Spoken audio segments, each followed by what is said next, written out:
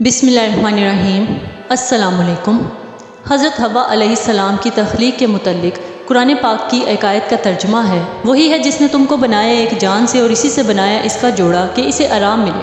سورۃ اعراف آیت نمبر 189۔ اور اللہ نے آدم پر گہری نیند بھیجی اور وہ سو گیا، اور اللہ نے اس کی پسلیوں میں سے ایک کو نکال لیا اور اس کی جگہ گوشت بھر دیا، اور اس پسلی سے جو اللہ تعالیٰ نے آدم میں سے نکالی تھی ایک عورت بنا کر آدم کے پاس لایا۔ کتاب پیدائش باب نمبر 21۔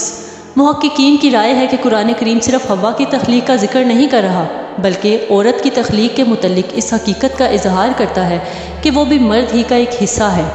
اس کو اس طرح سمجھا جائے کہ آدم علیہ السلام کے اندر عورت کا وجود تھا۔ اللہ تعالیٰ نے جب چاہا کہ آدم علیہ السلام کے دونوں رخوں کا مظاہرہ ہو تو عورت کے وجود کو آدم علیہ السلام سے الگ کر دیا۔ علماء کہتے ہیں کہ یہاں ہر شے دو رخوں سے مرکب ہے۔ مرد کا وجود بھی دو رخوں پر قائم ہے اور عورت کا وجود بھی دو رخوں پر قائم ہے۔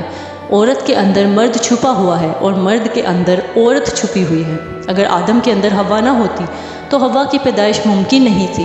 دوسری مثال حوا کے اندر سے آدم کی پیدائش ہے، جس کو آسمانی کتابوں نے عیسیٰ کا نام دیا ہے۔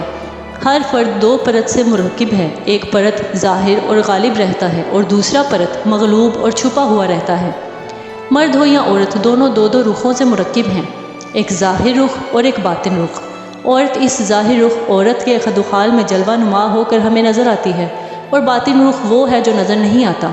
اسی طرح مرد کا ظاہر رخ مرد کے خد و خال بن کر ہمارے سامنے آتا ہے، اور باطن رخ وہ ہے جو مخفی رہتا ہے۔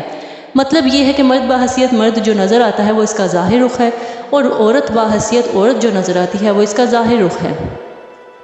علماء فرماتے ہیں کہ قانون قدرت کے مطابق اگر ذہنی مرکزیت کسی ایک رخ پر قائم ہو جائے اور انسان کے اندر روح، جسے قرآن نے امر رب کہا ہے، متحرک ہو جائے تو مغلوب پرت متشکل ہو جاتا ہے۔ یہی صورتحال حضرت آدم علیہ السلام کے ساتھ بھی پیش آئی۔ بہت شکریہ۔